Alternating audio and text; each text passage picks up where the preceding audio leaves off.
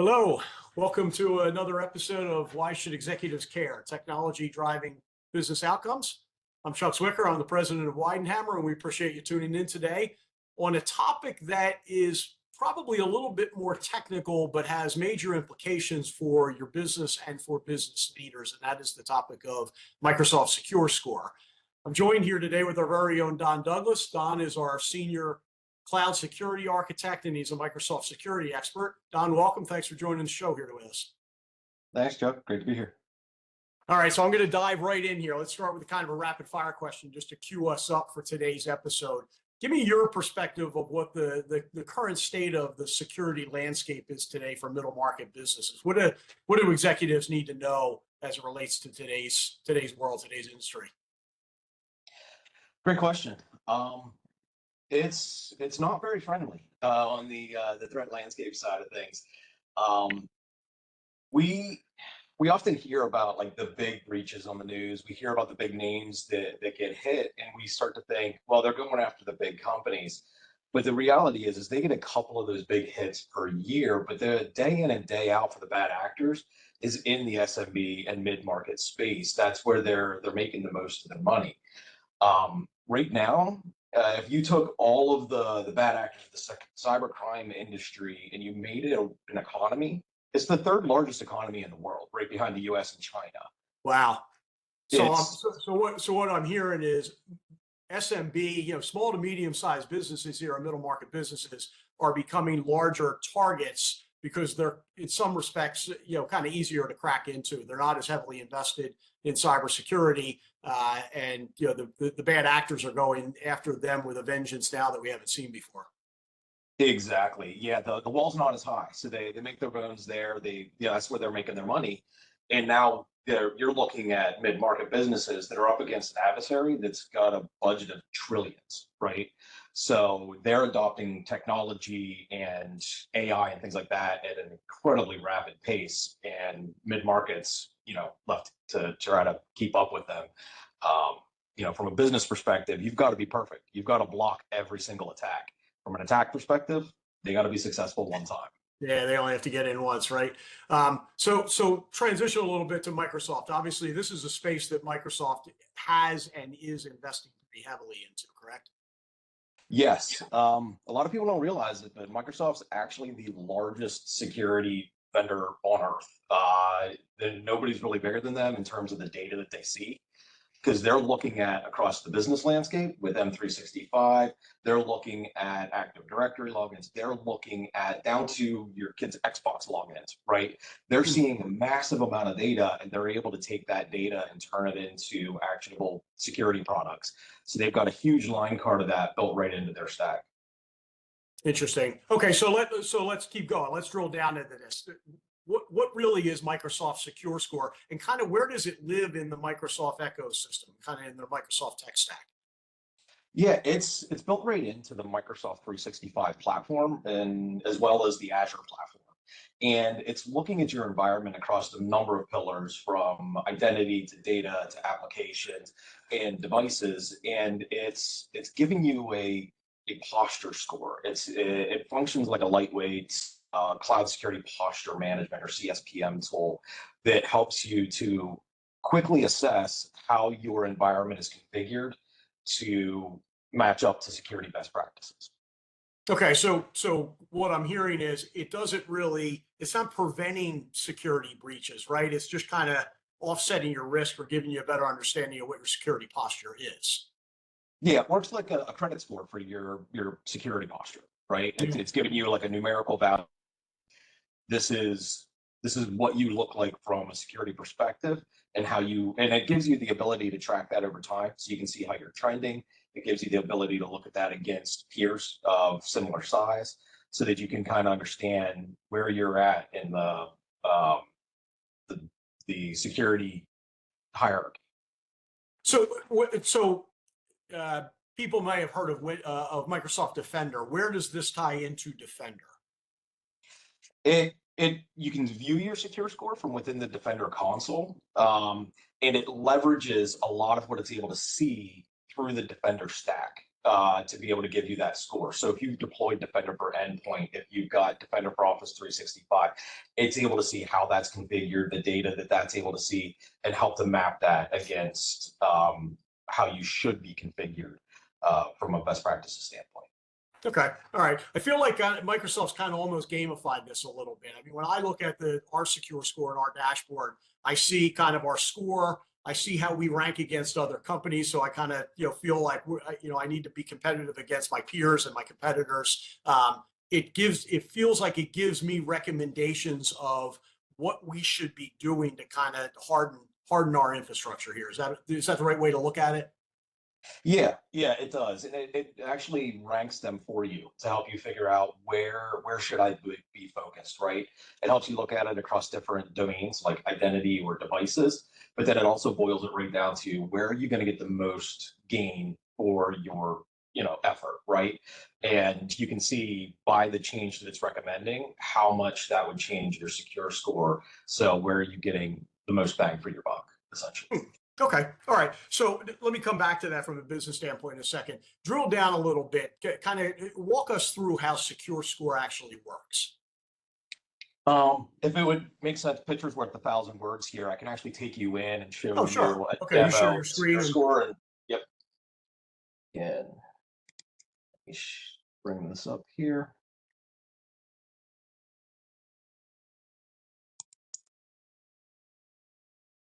Where? so you're actually going to share with us and take us into what a Secure Score dashboard would look like. Yeah, except it shared the wrong screen. We're gonna have to edit this piece out. Let me close that.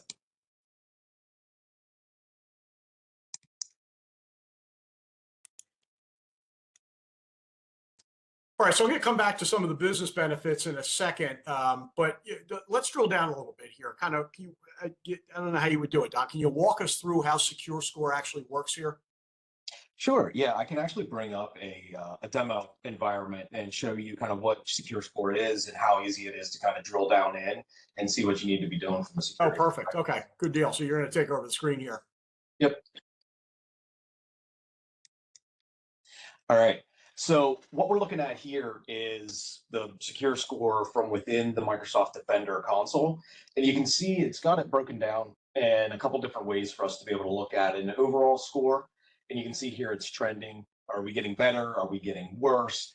It breaks it down by domain. So identity, data, apps. This is a demo environment, so devices is missing on here. We don't have any devices plugged into it, but you're able to see where's my score the lowest, what should I be looking at here, where can I improve. It tells you how many actions you have to review, which ones have gotten worse, which ones you need to do something about. And of course, if this is an active tenant, you're going to have things that have been done, improvements that have been made. And then you can see over here from a comparison standpoint what our score is versus organizations of a similar size. So you can see, is my environment kind of the low-hanging fruit? Am I the one that's most likely to be attacked because I've got the vulnerabilities that are out there? And then you can come down and actually get actionable recommendations, and it'll rank them by score impact, how much it'll improve your score. And then you can drill into these, and it gives you the details on the recommendation, how you implement, and it gives you the step-by-step, and it gives you history, as to your change on this over time. And you can actually go in then and edit your action plan. You can assign it to people, you can put notes on it. So you can actually work as a team inside of here to improve that score over time. So this is pretty neat. This isn't really, I mean, from what I'm seeing here, this isn't just a dashboard. It actually gives us a roadmap. I'm looking at what you have here right now with recommended actions. Yep. Yeah. And you can see, I mean, it looks across a lot of stuff. We're looking at SharePoint, Exchange. It's going across the entire environment. And the nice part is the more you're using Defender, the more you're using Entra ID as a single sign-on platform, the more third-party pieces you're plugging into this, they're benefiting from this improvement, right? If you're Okay, using, so stop there a second. You mentioned Entra ID, but you also mentioned other products. So this doesn't replace all my security products that my IT department has invested in already. This is kind of sitting on top of them, aggregating all that information and kind of reporting and giving us recommendations. correct. Yep. Yeah. You can go in there, and if it's giving you a recommendation, you're like, okay, yeah, I'm using product XYZ for that, you can note that, you can put it in, it'll take that as part of your score. And if you've got third-party platforms that you're using that you log into, you can tie them into your Microsoft stack for that login. And then the security that you're implementing here impacts those third-party platforms from an identity perspective. So you can start to take this and not just look at the Microsoft stack, but look at your environment more holistically. Interesting. You mentioned Entra ID. For a non-technical person, what is that? That's it's the new name for Azure Active Directory, but it's the identity platform that's in the Microsoft 365 stack. Okay, so if I'm a business owner and I'm running Microsoft 365, does all this come with it? Depends on the license that you have, but anything that's at Microsoft 365 Business Premium or better has all this built in. Okay. And then, so then how do I need to tie it into like all these other security products that I have? So there's a bunch of different ways you can do that, and it depends on which piece you're tying in.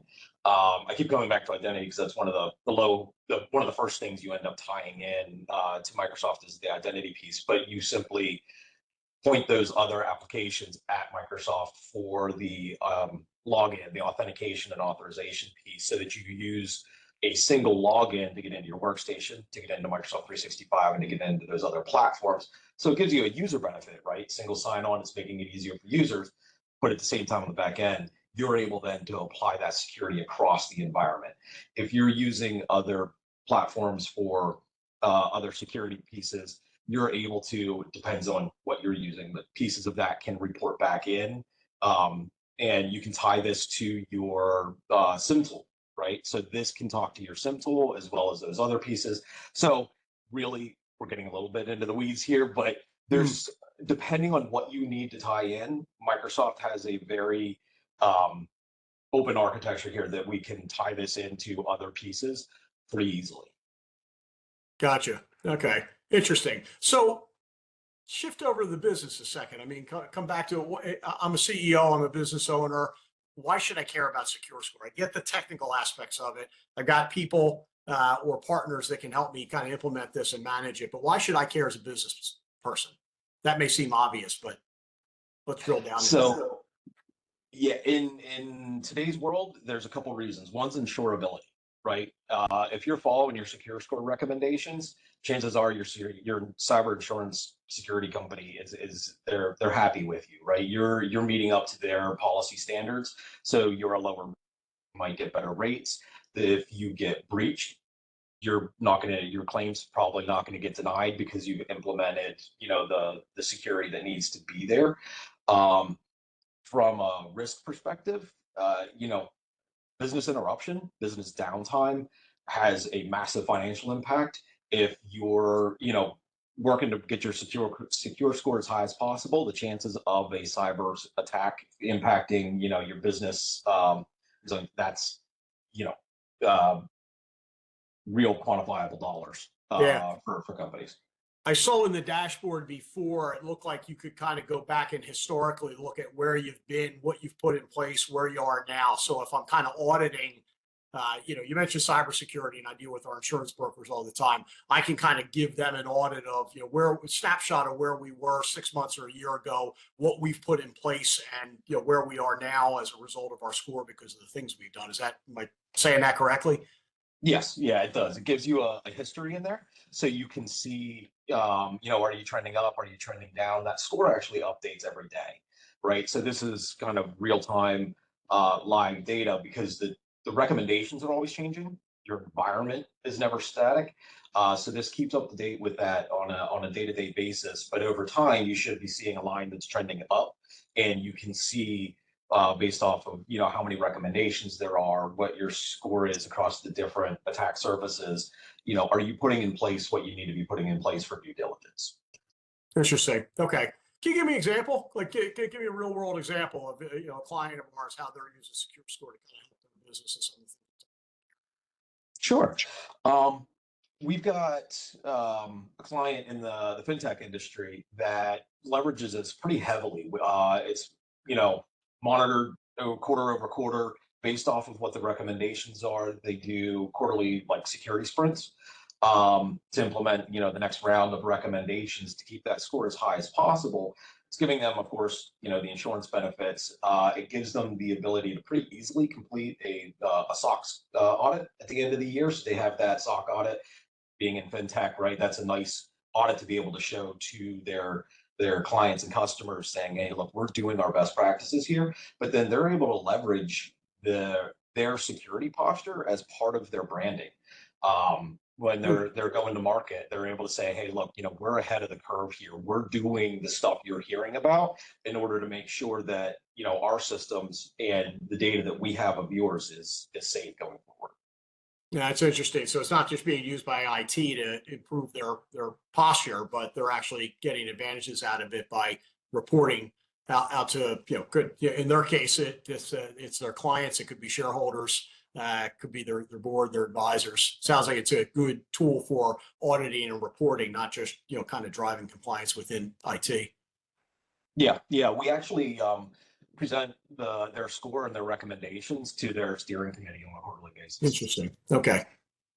Shift gears a little bit. What do you hear a lot of times from our clients or prospects? Their I don't know what to say misconceptions of this, in the industry. Yeah, the most common one I get is, we're too small. Like nobody's looking at us, right? We're security by obscurity, and that's simply not the case. A lot of people think all the focus is on the financial or the healthcare industries, but manufacturing is actually one of the top targets. Over 26% of all the attacks go against the manufacturing industry.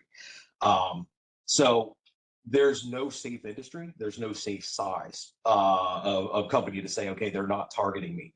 Um, they're using AI-based tools that they're able to go out and attack thousands of companies per day, right? So basically, if you exist, if you've got a domain name, somebody's knocking on your door on a day-to-day basis. Hmm. Most middle market companies don't have large IT departments. So how do you get around this? I mean, what's the lift here to bring this in and to use it as a monitoring tool? So as a monitoring tool, I mean, it's there. How much you get out of it is really going to depend on, again, how much you plugged in, how much you're leveraging that Microsoft stack, so how much visibility that tool gets to your environment. Um, and then like I said, the score's updating on a daily basis. So you need to have somebody that maybe not daily, but from a secure score perspective, at least on a monthly or quarterly basis, is going in and saying, how are we trending? What do we need to do? Where do we need to focus? And then depending on what those recommendations are, that's going to, go back to what size team do you have to be able to implement and then manage that security recommendation when you put it in. Okay. And I'm assuming, I mean, look at our business. I mean, we're a managed services provider for, hundreds of our clients here.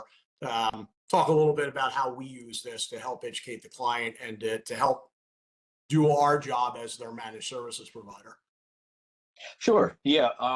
So, like I mentioned, with the one client, we work with a lot of our clients around what does their overall security posture look like.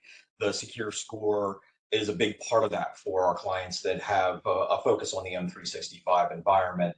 And so we're using those recommendations. We're using that roadmap with them to help them identify kind of what should we be looking at, what should they be working on from a security perspective, and then for the clients that it makes sense for, that don't have that big internal security team, they can lean on us to do a lot of that implementation and then that day-to-day management of those recommendations.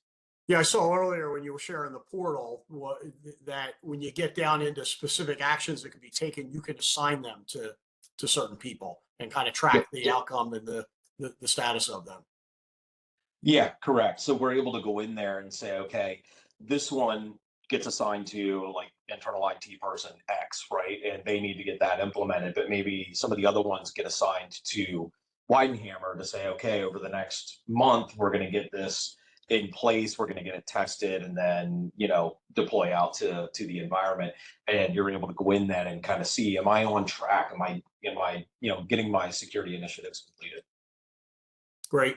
Do you find that a lot of clients that we're talking to are using this already, or do you find that even though they may be using Microsoft 365, they're not aware of this capability? Um, I don't know if they're not aware of it, but most people aren't really focused on it until we really bring their attention to it and show them, the amount of impact that it can really have. If you've got an IT team that's really focused on the operation side of things and just keeping the lights on and making sure everybody's emails flowing, most of the time they're not spending a whole lot of time in Secure Score and looking through those pieces. So, it kind of gets lost in the mix. Got it. Got it. So stay with that a second. So how do businesses get started? I mean, what do you advise them when you go into an organization that may not be using this? What's the rollout of this look like? It normally starts with an assessment, right? So work with a security partner, come in, take a look at that secure score, follow those recommendations, and put together a roadmap, an attack plan based off of what it's lighting up. And then depending on if you haven't really been leveraging that Microsoft stack, if that assessment might have some tentacles that go out into other systems that aren't talking to the Microsoft stack. So that we can follow out those recommendations. But that's where it would start, so that you can really kind of get a bird's eye view of what does my security posture look like and where do I need to focus. And then from there it's a roadmap. Going to look for the low hanging fruit. Where do I get the most security improvement with the least effort and least user impact, and then work down from there. Yeah, got it. This may be a long, I may be setting you up for a long answer here. That's not my intention, but what does this not cover, right? I'm a business owner. I'm looking at Secure Score. You've done a nice job of painting this out. I'm interested in taking the next step, but what does it not do for me that I still need to pay attention to as it relates to security? That that is a loaded question, and it's really going to kind of depend on what you are using and not using in the Microsoft stack as to how much Secure Score does not cover. So, for example, Secure Score is going to be focused on what does your attack surface look like on your workstations, right? Are you keeping them patched? Is your third-party applications patched? Is the drive encrypted? Things like that. But if you're not leveraging Intune to handle a lot of those pieces, it's not going to be able to tell what you're doing for that, right? So it's the dark spots depend on how much you're leveraging that Microsoft stack, because this is a Microsoft secure score, right? But then beyond, if say you're leveraging the full Microsoft stack, what does it not cover? It's not going to cover physical security, of course. It's not going to cover maybe some on-prem stuff if you don't have some of your on-premise environment plugged into the Microsoft stack. So, but in general, from a security posture piece, everything outside of maybe your firewall and switching gets lumped into this if you fully adopted the Microsoft ecosystem. Got it. Got it. Okay. Yeah. I mean, I constantly feel as an executive that we're getting requests for the next technology product, right? And the frustration I get into all the time is, am I covered enough? Am I not covered enough? Right. So every time there's a requisition to go spend more money on another security product, it would be nice to have something like this where I can look at it and say, okay, what's the current state of this threat landscape? Where do I have exposure? Where do I not have exposure? Are there obvious things that we shouldn't be doing? And how do I track that over time? How do we, have a roadmap that allows us to keep working on this and getting better and better? Certainly never a guarantee. That's, what we had said at the beginning of this. It's not going to prevent a breach, right? But it sounds like it really does help me kind of have an understanding of where we are at a given point in time and how we offset risk and how we harden that threat landscape. Yeah, it really is a hidden gem of a tool that they slipped in there for free. Right? It gives you a really good look across that threat landscape and boils it down to a consumable number, like a single number or a number per threat, domain, but it makes it very consumable. And then, like you saw, it gives you a nice roadmap to remediate the recommendations. Got it. You said something that I always zero in on right away, and that was free. Is this truly free, or kind of going back to the question before? It depends how you're licensed within your Microsoft tenant. Yeah, there's not a specific license. There's not a monthly fee for Secure Score. It's built into the bundles. So, for business premium and up, like on the lower end, the business basics and stuff like that, you can see some level of a secure score in there, but it's very, very limited because those lower license tiers don't have enough feature and function in them to really see across your landscape. So this really kicks in at that business premium level and above. Great. Good deal. Don, what am I not asking? Final thoughts or questions I'm not thinking about? I don't have one off the Again, top a of my head. loaded question. Yeah. We've already hit next steps. Kind of how do you get started? And really that's the key, right? Doing something, getting started, taking a step is really kind of critical. Security is not a setting, it's not a checkbox, it's an activity. So if you're not actively doing something, you're sliding backwards from a security perspective. And I know you spend a lot of time kind of talking and educating and helping our clients get to that point, based on what stage they are when we start to engage with them. So I can certainly appreciate that. Don, thanks. I appreciate you joining us, and great kind of conversation to get some curiosity going around this Microsoft Secure Score. Again, if no final thoughts, I'll just say for everybody out there who's listening to this, thanks for joining us. Clearly, if you're a business leader and you're watching this, go ask your IT team what your Microsoft Secure Score is. If you don't know, I guess now's the time to find out, right? Until the next segment, thank you very much for joining. I'm Chuck Swicker and appreciate tuning in for another vidcast here of Why Should Executives Care. Until next time. Well, thanks, everybody.